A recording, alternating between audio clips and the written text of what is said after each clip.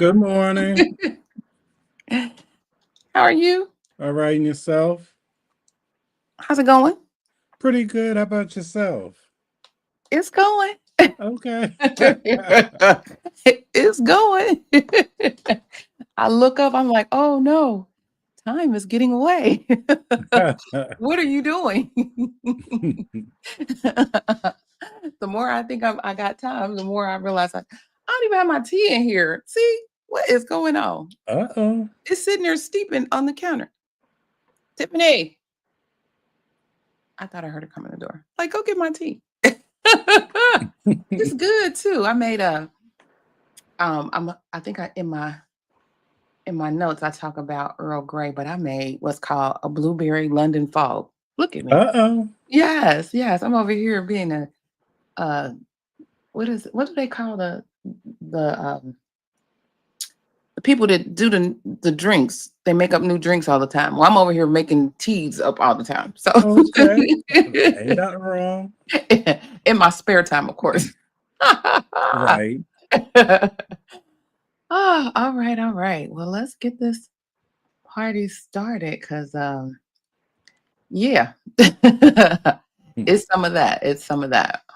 Well, welcome everyone to our Saturday morning tea.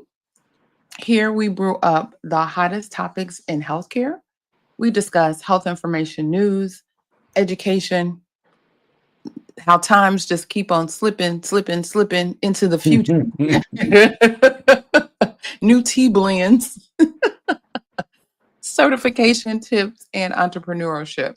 We really just talk about the revenue cycle at large. So as you come in, don't forget to hit the thumbs up or like button. I'm Clarice Warner, the girl with the pearls, the founder and senior education director of the Professional Reimbursement Network, LLC, where coding education is key. And PRN is a healthcare compliance consultancy located in Cincinnati, Ohio, that specializes in revenue cycle and regulatory compliance and education. Now, let me ask, do you know what it takes to be a certified marketable medical coder?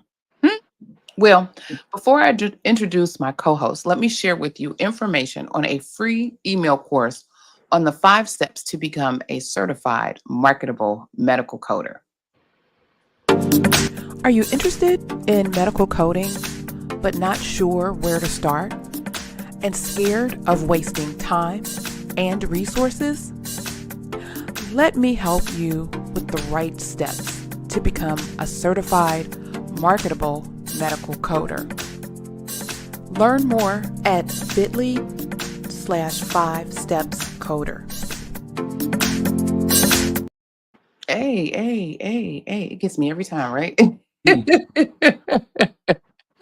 So if you're interested in getting more information about the 5 steps to become a certified marketable medical coder, check out the video description for the link.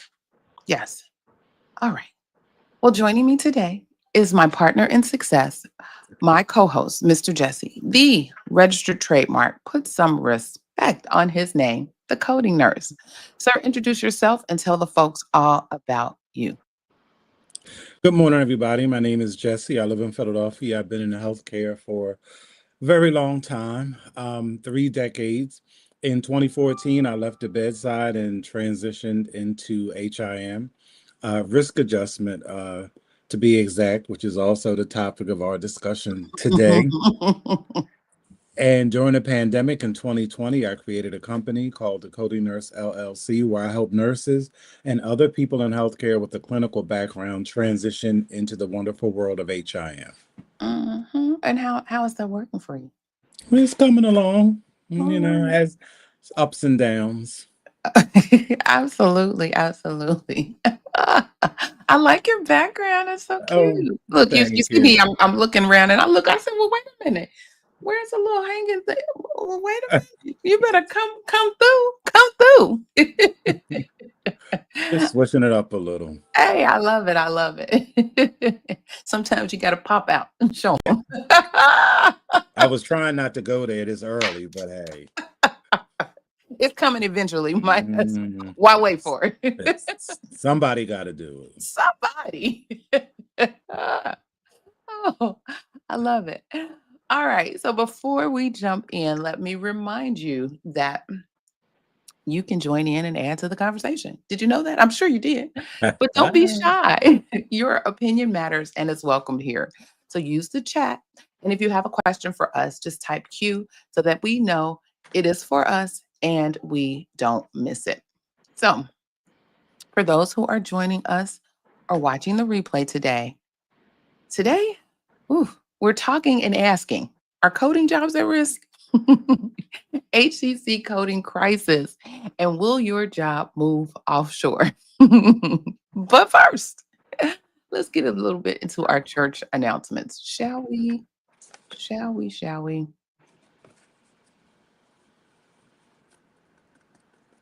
Go in my song. There it is. Hey.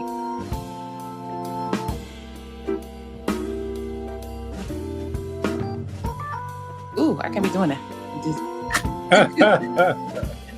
I had dental surgery the other day, and I can't be doing a lot of stuff, and then I don't realize it until I'll be like, oh. Right.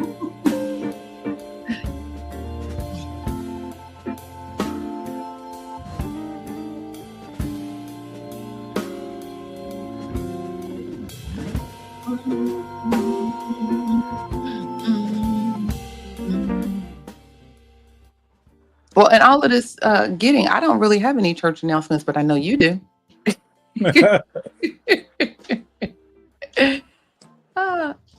I have an ICD-10 CM class beginning this Wednesday, August 13th. But actually, I'm going to just go ahead and I have another class that I'm going to launch in September. Okay. Because I honestly don't even try to sign up for the class next Wednesday because I don't feel like it. I'm gonna. Oh, okay. All right. Push you. I'm going to push you to September. When real gets real. Yeah. So for more information, please visit thecodingnurse.com. Well, you heard it here first. I don't feel like it. Come next month. There you go. I already have the next Wednesday class is already set. So. All right. Okay. I've already sent out everything. I'm not trying to disturb my peace. Ooh, I felt that. Wait a minute. Ooh, in my whole spirit. Yes. No peace disturbers here. All right. Okay, let me get rid of this. All right. So, I didn't even put my little comments out here. Let's see. Good morning, Dr. Jasmine. Good morning. Fancy tea. All right. Yeah, I feel like I didn't even do my little job. Hey, everybody. Welcome.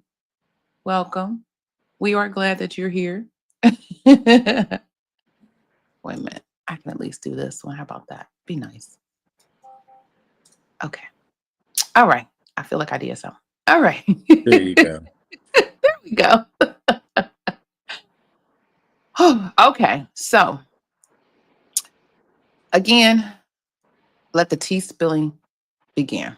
So welcome back to the Saturday morning tea, where we serve up the real talk about our profession and what our profession needs. The real. I'm Clarice Warner, the girl with the pearls, with my partner in success, the coding nurse. And I hope you've got your favorite tea brewing this morning, because, baby, we are about to have a conversation. A whole conversation. Today's topic, well, offshoring. The good, the bad, and the ugly. But then with a twist, because we are talking about something that actually may be keeping coding managers awake at night, and has coders everywhere asking, is my job about to pack its bags and move overseas? Well, we're also going to talk about the massive shifts happening in HCC risk adjustment coding, HIPAA compliance, and this whole offshore versus onshore debate that's brewing hotter than my London fog that's sitting on the table in the kitchen that I forgot to bring in the room. But it's still going to be good. How about that? Now, before I jump in, let me say this. I've been in this industry for a long time. Mr. Jesse, you've been in this industry for a long time, and we've seen all kinds of trends that come and go. But what's happening here in 2025, this isn't just a trend. This is a fundamental shift in how we handle patient data, and it's going to impact every single one of us, whether we like it or not. So, peep the big picture. We're sitting at a crossroads, really, where technology, politics, and patient privacy are all colliding in ways that directly impact your paycheck and career security. So, what's really happening, you have states who are putting their foot down about keeping patient data on American soil. The feds are cracking down on Medicare Advantage coding like never before. There's a new bipartisan bill that could save taxpayers $124 billion by tightening HCC coding rules. Meanwhile, everyone's asking, will my coding job move to India or stay in Indiana? The truth is, the truth, Ruth, offshoring isn't disappearing overnight, but it's becoming legally risky and financially complicated. Smart organizations are bringing work back home or finding creative domestic solutions. So, we're going to talk a little bit about all the things related to all the things. How about that? But let's see who's all in the room today. Uh, Good morning, Crafty Coder, our on the street correspondent. And good morning, Roxanne. Good morning. Good morning. All right. All right. So, and Mr. Jesse, you know what to do. You Well, know what to do. I do want to jump in already. Jump in. Picture it. The United States, what was it 2023? Wasn't it 2023 during that breach with Change Healthcare? Didn't I tell you? I told you exactly what the cause was, and it was exactly what it was. This is what all this is about. Because do you know how much that breach cost the United States government? Still costing. Well, still costing. But all of this is because I'm telling you, like, I worked for them. I knew that they didn't have that. I knew how shoddy the back end was, and I also knew that most of the people. My supervisor was, I think he was in the Philippines. Mhm. Mhm. This is what it's all about. Money. Telling you. It's always about money. Follow the dollar, follow the coins. We've always talked about it. Follow the money. And it's You'll the find the conversation money. that has been long overdue. Mhm. I'm here for it. Uh-oh. All right. So again, let's start with the elephant in the room because this situation is getting harder and harder to ignore every day. And I don't know why people keep ignoring it, but somebody got to speak about it, right? Right. So, it could all be so simple if we just had one set of rules to follow. But instead, we've got federal laws, state laws, contract requirements, and international consideration all mixing together in this pot like a complicated tea blend. And not a good one, may I add. Here's what's really happening. States are essentially building digital walls around patient data. Texas just passed a law, and I'm talking brand new, fresh off the legislative press law, that requires all all electronic health records for Texas patients to be physically stored in the United States. Not just backed up here, not just accessible from here, physically located on American soil. Florida beat them to the punch earlier. And now we're seeing Wisconsin, Arizona, and others following suit. It's like watching dominoes fall, but in reverse. Instead of everything tumbling down, we're seeing walls being built around everything and built up. Now, here where it gets a little more interesting for all of us in the coding world. These laws don't just apply to storage, they apply to access. So if you're a coding company that uses offshore resources and those resources can access patient data, you could be violating state law, even if you're following federal HIPAA guidelines. And speaking of HIPAA, here's something that might surprise you or not. HIPAA doesn't actually prohibit sending patient data overseas. I think we've talked about that several times. I know if this is the first time that you're hearing this, you may be a little shocked. But here's the catch, and it's a big one. While HIPAA allows it, enforcement becomes nearly impossible when things go wrong abroad. I think Mr. Jesse has clearly identified the uh, points that folks don't really want to talk about as it relates to that. But instead, we're left with this gray area that's getting darker every year as states step in to fill the gaps. So now let's talk about the bomb that just dropped in Washington. And I'm not being dramatic here. I really am not. Um, when you think you've heard it all and you hear some more, you be like, wow, I didn't even know we can go any further than this. This is going to reshape our entire industry. It's called the No Up Code Act. And yes, that's a real name for a real bill. It was introduced by Senators Bill Cassidy and Jeff Merkley. This bipartisan legislation is projected to save Medicare $124 billion over the next decade. And let me repeat that, $124 billion with a B dollars. How are they planning to save that money? By cracking down on the very work that many of us do every day.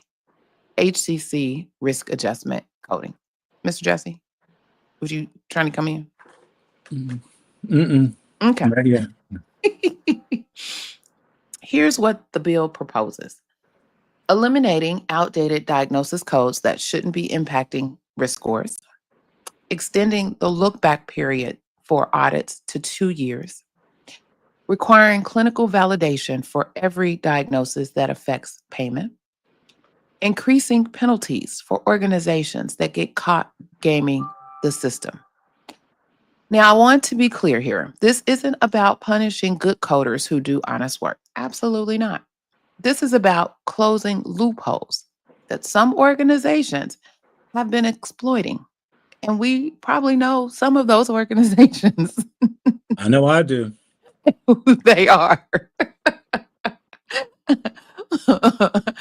But here's the reality. When the government cracks down, everyone feels the pressure.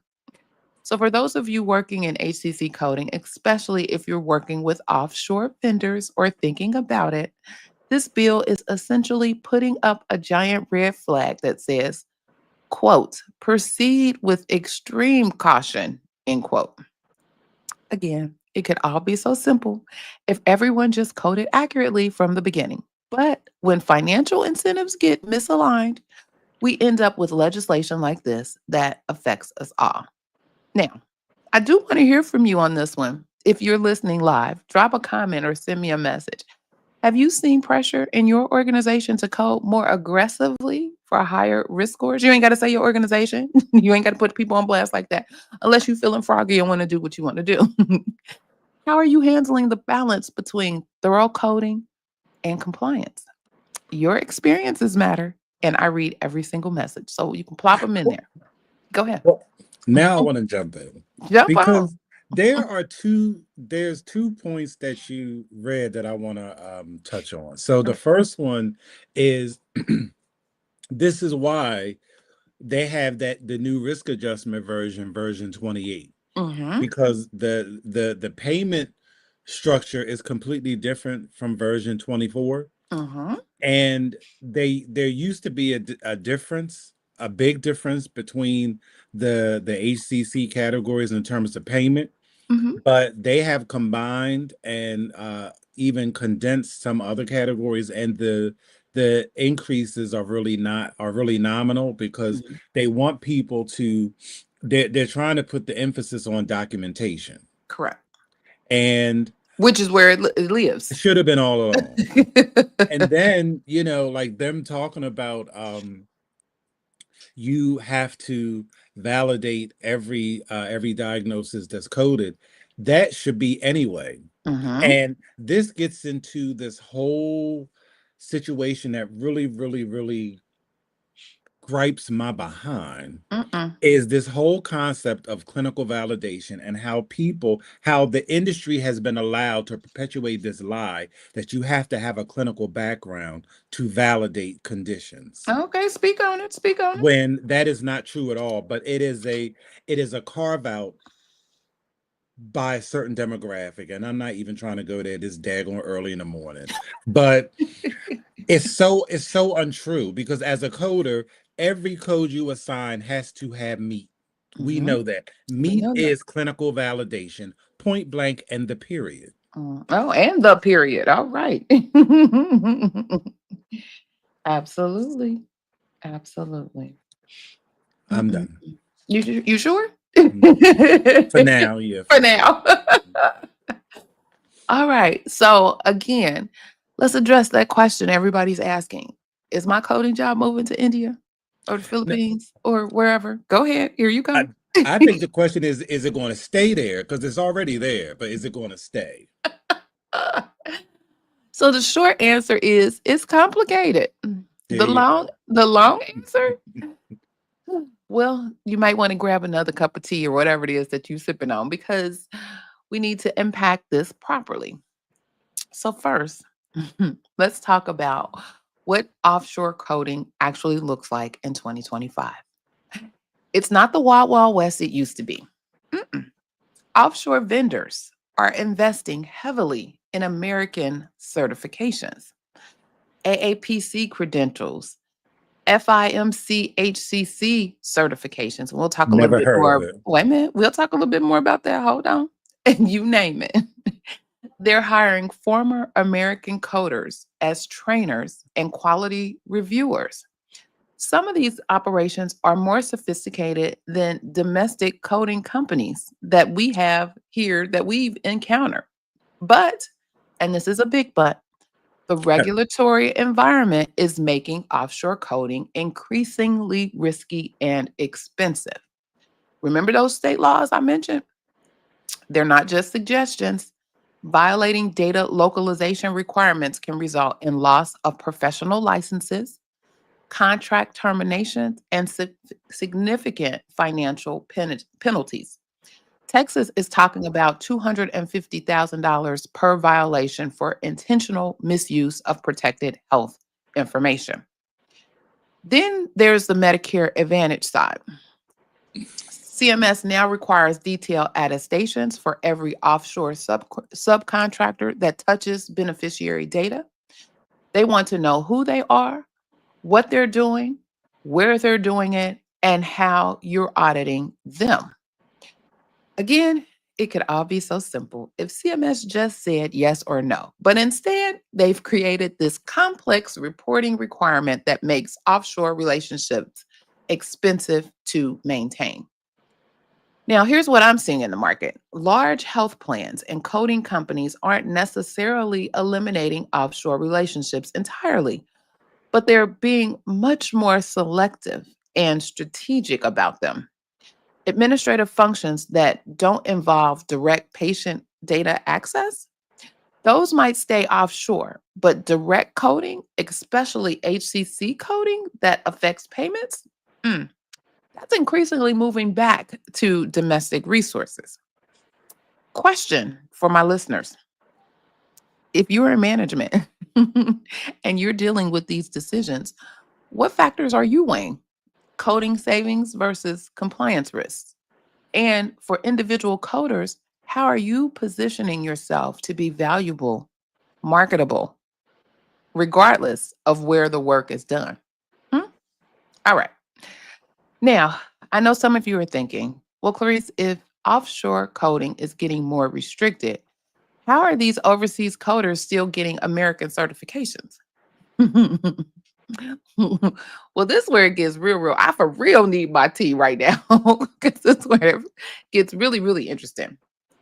So here is the truth that might surprise some of you. Offshore coders aren't just stumbling into American credentials. They're investing serious time, money, and effort to earn the same certifications we work so hard for here in the States.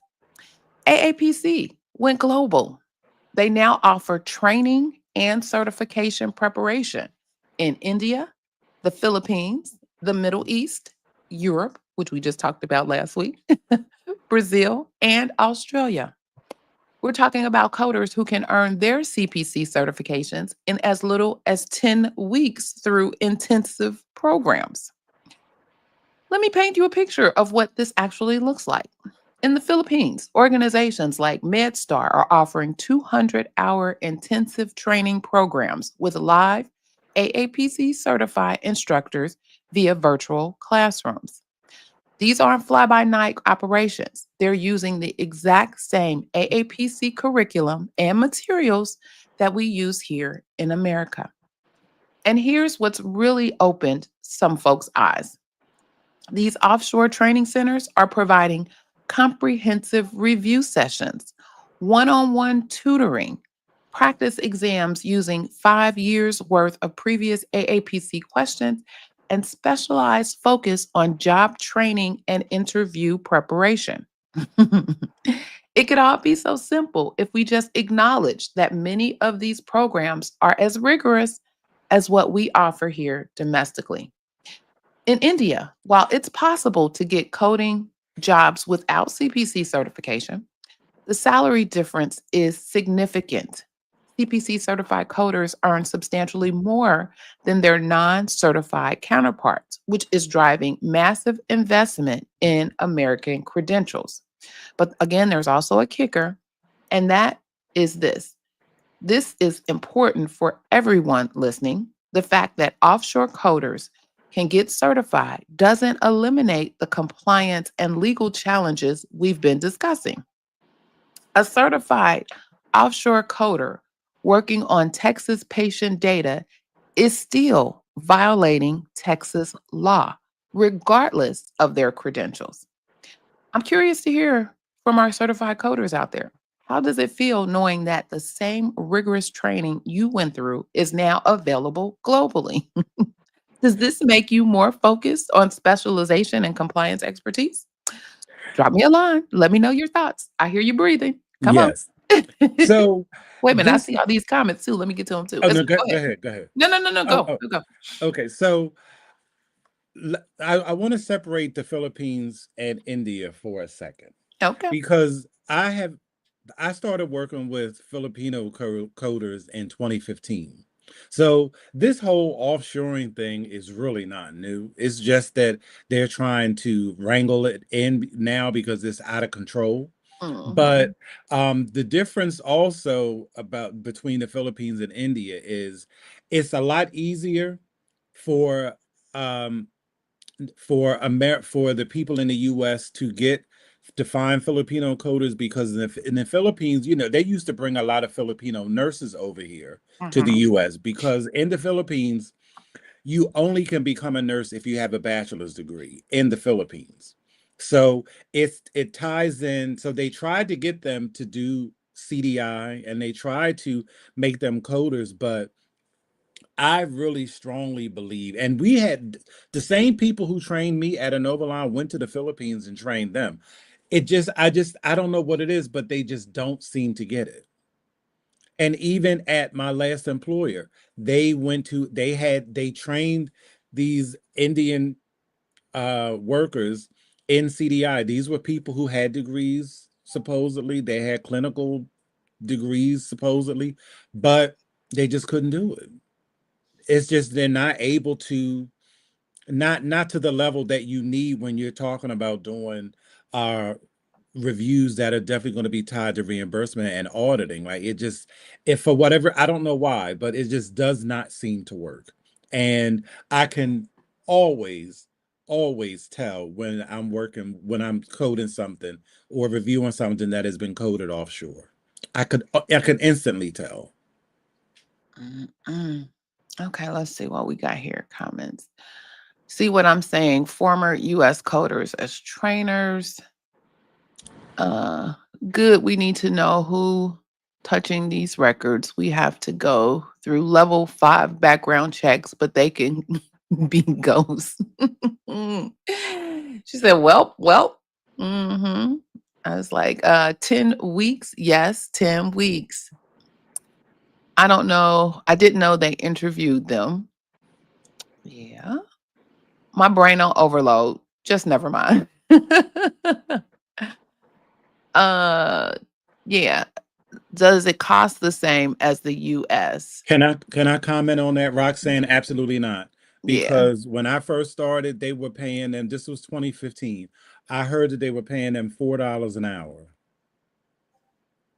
Mm-mm-mm. Now, and $4 American an hour in some of these countries is great money. But no, it's not. That's why they have them. This is all a cost-cutting measure. Trust and believe. And she said, I hope that okay, no, I'm not gonna be able to see that. I hope that this hits every state. I deal with offshore every single day, and it is a hot compliance mess. Yes. Constantly finding issues, compliance issues. Nobody cares because it is quantity over quality. They said Absolutely. they are not even coders. They just write the program. Uh-oh. Uh-oh. Wow. Uh-oh. Uh-oh. All of the things. All of the things. All of the things. So let's see. So then let's talk about the element that everyone loves to fearmonger about, and that's AI or artificial intelligence. For every conference I attend, every webinar I join, somebody asks, is AI going to replace medical coders? Every student that comes into the program, just everybody. And every time I give the same answer. AI is going to change medical coding. Yes, it is. But it's not going to replace good medical coders. AI, and here's why. AI is fantastic at pattern recognition. It can spot inconsistencies, flag potential issues, and even suggest codes based on documentation patterns. We've seen that. It's been there forever. But AI can't think like a clinician. It can't read between the lines of physician documentation. It can't make judgment calls about clinical significance. What AI can do is make good coders even better. It can handle the routine, repetitive tasks and free up human coders to focus on the complex cases that require real expertise. We've talked about that several times. Again, it could all be so simple if we just embrace AI as a tool rather than fearing it as a replacement. The organizations that are thriving in 2025 are the ones that have figured out how to blend human expertise with artificial intelligence assistance. You want to say something? Yes. Mhm. I mean, you say it every single Saturday. How to become a certified marketable medical coder. You say it every Saturday. And we have laid out ways to do this all the time. And what people have to understand is part of being marketable is recognizing trends. Mhm. And these people who are concerned about AI, especially any coder that is concerned about AI, I don't know what kind of coder you are, because if you are, you seriously, you can see the inconsistencies very easily. Why would you worry? Like seriously, the only thing that is going to change is AI eventually will definitely replace frontline coding. It is. But I have never been a frontline coder in over a decade. I've never been. I've always been an auditor or some kind of second level reviewer from the door. Mhm. So that's the expertise. You want to be the one to review what is done. That's what you want to do. That's the sweet spot. Mhm. And you move around in there, or you move up from there. But the goal for everybody who is coding right now, if you are a production coder, the goal you got, This is the game. Be an auditor. Do what you got to do to be an auditor. Move. Absolutely. That's the goal. That's the goal. It's time to pivot, folks. Pivot. Pivot is the word. Pivot. Let's see. I just finished a third AI certification, and when I tell you that it ain't the same as a human brain, it's a tool, not a takeover. I called ChatGPT a liar the other day. It was hallucinating real bad. Just like facts. Uh-oh, where did it go? I'm sorry. There we go. Facts. Preach, Mr. Jesse, because our AI bot is not smart enough at all. At all. Mm-mm-mm. I haven't seen one yet that is. And when I say yet, because it will get better, and it has gotten better, but It gets better daily, but it's it's still still nowhere where it needs to be. mm-mm. And then here's an interesting twist. The offshore coding debate intersects with AI in unexpected ways. Some offshore vendors are actually ahead of the curve on AI integration because they have the scale and technical infrastructure to implement advanced systems. But here's the catch: those AI systems still need human oversight, and increasingly, that oversight needs to be domestic to satisfy compliance requirements. So it's still all crazy. For individual coders, this means the future belongs to those who can work alongside AI, not those who try to compete against it. Learn the technology, understand its capabilities and limitations, and position yourself as the human expert who can guide and validate AI outputs. So, what does all this mean for you? Whether you're an individual coder, a coding manager, or running a coding business, here are the practical strategies that I'm recommending. For individual coders, again and always, get certified and stay certified. The days of informal training are ending. AAPC, AHEMA, and the specialized certification like FIMC HCC, which stands for Fellowship in Medical Coding for Hierarchical Condition Categories. From the Professional Medical Billers Association, USA LLC. And yes, I said Medical Biller Association. These are not these aren't just nice to haves anymore. Specialize in complex areas. Again, we've talked about this as well. Basic coding can be assisted by AI or done remotely. Complex cases require clinical judgment, and that's where human expertise shines every single time. Understand compliance inside and out. Know HIPAA. Understand audit requirements. Stay current on regulatory changes. Compliance expertise is becoming as valuable as coding accuracy. Don't play with it. For organizations, audit your vendor relationships now. Don't wait for a state investigation or a CMS audit to discover that your offshore partner isn't fully compliant. Invest in technology thoughtfully. AI can improve accuracy and efficiency, but only if implemented with proper human oversight. Develop domestic talent pipelines. Whether through remote work arrangements or regional partnerships, having reliable domestic resources is becoming a competitive necessity. Again, it could all be so simple if we just planned ahead instead of reacting to crises. But I know many of you are dealing with immediate pressures and limited resources. Mr. Jesse? I think now is the best time. I don't think education has been easier to obtain than what it is now, but you just have to get quality education. So I look, and I was. Can you put Lashante's comment up there? Because she gonna fight for the billers. Wait, I can't see. The AI won't get any better one. The one under that. Not too Not much too on much the on the Biller Billy Association. and I'm just saying. this is what I think is going to end up happening. I really think that billing is going to change eventually. I think billing is going to have, because you have to know, you have to know coding to pass the billing exam. You have if they it's part of the curriculum.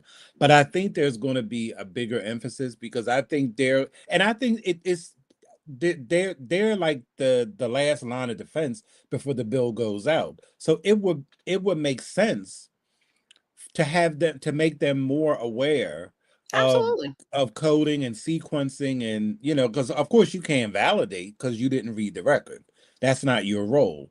But you can, a lot of these rejected claims and all that, like that's basically coding or like some kind of clerical mistake. And I Hmm. think that could be improved. And I think that there's a way to incorporate billers in this process and use them a little bit more efficiently than what they're currently being used. She said, yes, Billy needs more coding knowledge for sure. Hmm. And she's going to be the pioneer on that front. All Hmm. right. Okay. All right. So as we wrap up today's conversation, I want to leave you with this thought. Change is the only constant in healthcare, but knowledge is your most valuable pearl. So the shifts we're seeing in 2025, the state data localization laws, the Medicare crackdowns, the evolving technology landscape. Oh, wait. Before I even get there, I will do want to say, Anahima is not immune or exempt because they have international arms as well. They have international locations and are providing uh, um, certifications internationally as well. So we not just gonna all dump everything on AAP, even though AAPC is running for real, running down the track. But Right. I mean, and when it AHIMA is comes to right risk here. adjustment, like AHIMA is not even in the conversation. Correct, but they are also having international arms where they are providing certifications internationally as well. But Mm. all of this is based around, for the most part, uh, the type of coding that AAPC jumped on a long time ago. So And that I give them all the kudos in the world for that because they definitely saw that one and they were right. they I jumped on it mean, and ran. So yeah. because they are like the foremost experts on it. And I'd have, I say this all the time, and I've been saying it for years. Risk adjustment, HCC coding is some of the easiest coding you could ever do. It does not get any easier than that. It Mm-mm-mm. really, really doesn't. And what happens is you have people who don't want to follow the rules. And you have these people who, well, for years, Or they trying have to just, game it. well, yeah, because for years they've been trying to, like, I mean, like common sense is like, it just goes back to coding. Because I'm telling you, with all of this crackdown, sooner or later, because what's going to happen is these organizations are going to be like, oh, no, we're not going to take the fall for you. When they get hit, they're going to start coming after these daggone coders who started coding this nonsense in the beginning. It's going to Mhm, fall back on you have a certification for a reason. You mhm, have you have attested to a code of ethics for a reason. mhm, And they're going to start coming after because crap always rolls downhill. And these mm. companies are not going to take the fall for any of you incompetent behinds out there. You better believe it. And people better start following the rules. It's not hard. It's not hard. Validate what is there. You know goodness well that if somebody's in the doctor's office, they cannot have an acute stroke and it be Mm, diagnosed. You need diagnostic. You need a CT scan. You need an MRI to effectively diagnose a stroke. You need a chest X-ray to diagnose pneumonia. Ain't nobody getting no chest X-ray in no daggone doctor's office next to the nail salon.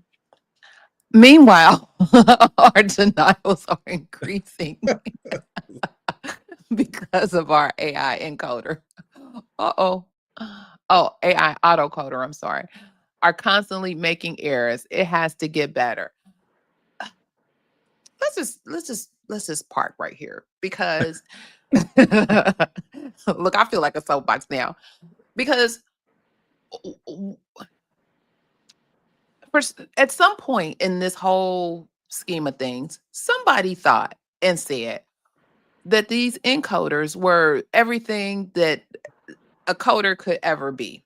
And somebody listened and got on that bandwagon and told the coders, oh, well, the encoder is going to tell you what to do. The encoder is going to make your job easier. The encoder is going to shoot out stars and bubbles and unicorns and magic and going to be the end all be all.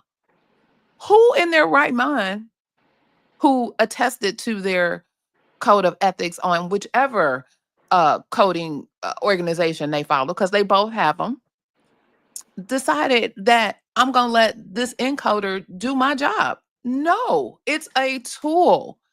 It is just a tool, and it's basing on things that you put into, well, some of them now with the AI can read the documentation, but we all know that the documentation is sometimes sketchy at best. So how are you going to allow what comes out of an encoder to be the end all be all? Oh yeah, this is it. Boom, let's go. Who does that, and why? Why are you doing that? Because clearly folks are doing it, but why are you doing that? Stop. Because Want to these hit my people, thing. Stop. I'm gonna tell you why. Anybody, and I put this on everything I own, anybody who only uses an encoder is a horrible coder. I put that on Horrible. everything. They don't know Because what they're doing. They don't be- know. you have to use a book. It is going to walk you through a process. I cannot code without a book. I can't. I buy a book and that's my only fear about ICD 11, because they're trying to say that it's all going to be online, which is fine, but there needs to be a book, because I can't imagine. I don't care if it's as big as War and Peace. I don't care. Well, I they need a used to book. be. Well, I Just need a bring it book. back. Bring it back. There Because you go. when I they need a tried book. to, we getting older, not younger. And when they came out with that 7-point typeface, I'm like, who can see this? That's ridiculous. Don't shrink the size just because you're trying to make it a smaller, compact manual. No, give us what we need so we can do the job appropriately. But yeah, this whole reliance on this encoder thing has gotten completely out of hand. And to your point, if you are someone who is doing that, number one, you don't know, you're missing a whole lot. You're missing the point. Let's start there. You're missing the point, and you damn sure not marketable at all because you're not coding. You're just copying or taking what somebody is giving you, letting the machine do the work. Would you say I'm never signing up for a job? Uh, I'm never, yeah, I'm never signing up for a machine to do my job. Why would you do that? This is crazy. You see, they them folks ain't reading that ethics play. I'm just saying. Ah, it's even more than the plaque. It's a whole code of ethics document that folks probably just like, I don't know if they're glazing through. Somebody has, I know a human does it on several things. I'm trying to think, does AAPC require you to sign off on that every year when you submit your certification as well as Yeah, you do. membership? I Yeah, I I don't know. know a Yeah, I human think did. I yeah, think it's AAPC, yeah. So not only did you see it at one point, it's presented to you annually, at least every 2 years. And you still checking off saying, yeah, I know, but you're still not doing. Make that make sense for me. Make that make sense for you. It's all about them employment. It's all about them KPI at month end, quality over quantity. But Yeah. I want to touch on that point. The wild, wild west of the revenue cycle. Go ahead. So Tamara, your point about the KPIs are valid, but the thing is, I think what needs to happen is the KPIs need to change, because I think that they're tracking the wrong things, because we talk about this all the time, Clarice. Like, all they care about is dropping those bills. Yep. Now, what they don't talk about and what they really don't calculate, what they calculate, but they don't factor it into KPIs, is the amount of time it takes when claims come back, or like when they're denied. Like nobody is tracking how much time it takes because it has to be reviewed by a couple of departments before they either come up with an appeal or they just eat the cost. So all that is time that is taken away from productivity. And if the bill is sent out right the first time, you don't have to worry about it coming back because the back end is congested. And the back end is congested because you have people in CDI, yes, I'm saying it, who don't know coding, and then they send the case off to coding. Coding comes back and says, "Oh, well, you need to send one, sometimes two queries because it's not because they have flagged conditions that aren't resolved." So you have to send a query and wait for the provider to come back. All this time, the bill has already been sent out. So then once you get a response, depending on what the response is, you have to update the record. Then it goes back to then coding, sends the bill off again. The case gets rebilled. All of that takes away from productivity. Because it takes away from productivity because now CDI is done with the case, but it's going to coding. Coding sends it back to you. So you have other cases that you have to deal with, plus this one. It happens a lot.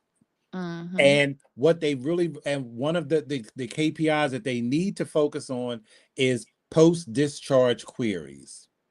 Because ideally, there's supposed to be none. Everything's supposed to be done while somebody is in-house, but that is not what's happening. You heard it here first. I've been on the inside. I know how it goes. And you know, to your point, it's all about showing that, well, because and I'm speaking primarily of revenue cycle functions and revenue cycle organizations because their job is to generate more business. They identify needs from different organizations and want to fill those needs, and rightfully so. But their selling point oftentimes is that we can make sure that we bill out X amount of numbers, X amount of dollars, da da da da da. So the push isn't to look back to see, well, hell, how much did you get to keep of those X amount of dollars, or how much did you actually get? It's just to show, because there's a blind eye back there to all the denial stuff that happens once that bill is gone. All they want to show is we can push out, if we push out all this money, look at all the money that you could potentially get if everything is quote unquote right. And nobody is even asking the questions of, but how right are you? What is your accuracy in productivity? Yes, you can produce, but how accurate is it? And it's like, oh, well, that's not our business. That's on the back end. They'll fix it on the back end. Really? And to your point, there needs to be some KPIs that actually focus on that denials, the revenue integrity, denials integrity, all those folks back there. They need to focus on some KPIs around there to help bring the full picture to light of what is actually really happening. Well, I say it all the time, and what needs to happen, there needs to be a rebranding of the skill of coding because people, in theory, CDI and coding are supposed to work hand in hand, but it is a very adversarial relationship because people have reduced people who are not coders have reduced coders to administrative tasks. And there is nothing administrative about your daggone money. Nothing. And it is when your money is directly tied to a skill, you need to recognize and give put some respect on that skill. And you have people in CDI across the board who are not coders. And when coding reaches out to them, I've heard them, they act like it's an intrusion. Why are they asking me this? Why do they need to do that? If you were a coder, you would freaking know why they're asking you that. Because first of all, had you done your job, they wouldn't have to ask you. The whole theory of CDI, when it goes to coding, is supposed to be done. That's why you're there. But nobody wants to have that conversation because coding in the eyes of nursing is beneath them. I'm telling you what I know. And I am one of the few people who is a nurse who really loves coding. It's the best thing since sliced bread. I wish I would have known about it 10 years before I got into it. Yeah, it was the greatest thing that I learned. Let's see, AI is not reliable. It sometimes picks up codes that are not being managed during the current stay. It also misses procedures in op notes. Sure does. To say, agree 100%. Have the coders sending out 150 claims a day, barely reading notes. However, insurance coders have to read documentation and do 30 claims a day. Make it make sense. My favorite spot is being an AR coder. Y'all better jump on it. Heard it here first. But Okay. I want to jump on LaShantae's point about the insurance coders doing 30 claims a day. When I worked for the insurance company, we only had to do 25 claims a day. And can I tell you, I've said this before, I denied thousands of dollars a day in claims. Thousands. And it's easy. When you know what you're looking for, it is very easy to validate. Very easy. And Mhm. that assignment I had earlier this year, like the coding that comes out from these organizations to be built, it's atrocious. Atrocious. How can you release a sepsis claim and the person didn't even meet sepsis criteria? That's not the provider's fault. That's CDI's fault. That's the coder's fault. That should never leave the door. Mhm. You don't nobody took the time to validate this condition. I Absolutely. This right. It seems like coding is a trend, and that's what they're making it. The internet is pushing um be a coder so you can work from home. And that's what these students are coming in the door saying, "Oh, I just want a job that I can work from home." That's what they think that's all but this is. And it's but I don't way, way, way, way more than that. We and all know I don't think that's a bad thing because that's what drew me to it. But what happens is you have to know how to do your job. You could do it from a daggone trash can. You need well, to know how to do your you need to job. know the skill. You need to learn the Right. skill. Even before you get to know the skill. Learn and know the skill. And folks are glossing over all the things because, oh well, they got an encoder. The encoder will do whatever. Don't get me started. We circling back. Mm, Anyway, the shifts we're seeing in 2025, the state data localization laws, the Medicare crackdowns, the evolving technology landscape, these aren't threats to fear. They're opportunities to position yourself and your organization for long term success.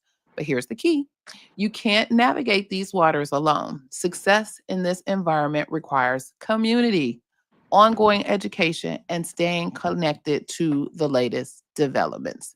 So here's what I want you to do right now. Join our professional reimbursement network community if you haven't already done so. As you see, we like to talk about these things and talk about them. We do. We're tracking these regulatory changes in real time and providing practical guidance for navigating them. Also, um, watch us here at the Saturday Morning Tea. Again, we're providing these information and conversations every week and letting you know that the landscape is changing fast enough that monthly updates aren't sufficient anymore. That's why we're here every week because something is popping off every week. Also, share your experiences.